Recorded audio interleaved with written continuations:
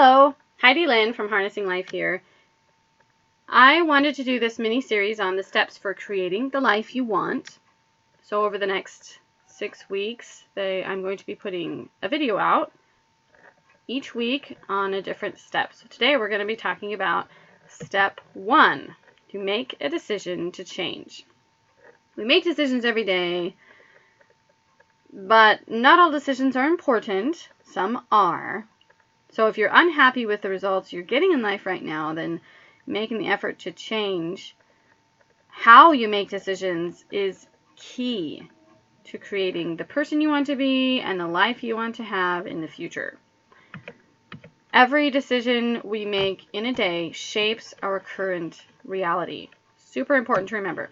So I'm going to go over just a few ways that you can go about making these life-changing decisions. So not the small things like what do I eat or what can I wear, but the big decisions that shape who you are and how you are.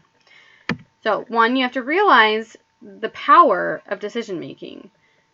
Making a decision, once you make that decision, right, it causes consequences, whether that's positive or negative. So you have to realize that when you're making a decision, you're also accepting the consequences. You're agreeing to whatever is going to happen after that once you make your decision. Follow your gut instincts. Sometimes we can take too long and avoid making a decision.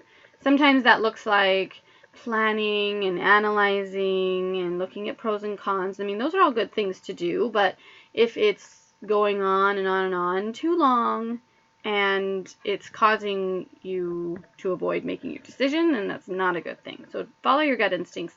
Sometimes we have 2 choices and it doesn't really matter which choice we make. It's just the method, to get where we want to go, but either choice will get us there.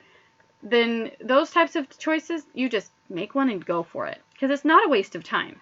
If it happens that, you choose one way and it doesn't work out the way you wanted it to, then it's not a waste of time, because you learned that it's not a good thing to be going that direction.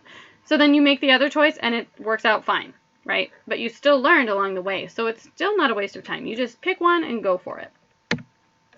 Follow through with your decisions.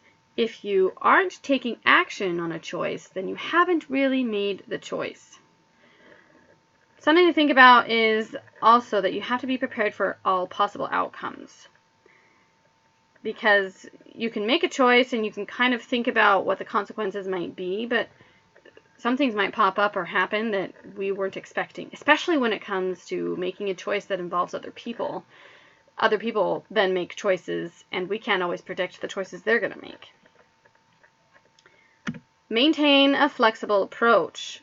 So if you make a decision and you start down one path, that doesn't mean you can't change that decision later.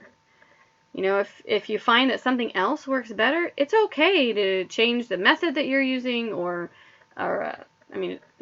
making a decision is so general, it's hard to be very specific in this, but apply that to your situation with the choices that you're making. It's okay to be flexible. It's okay to change things along the way.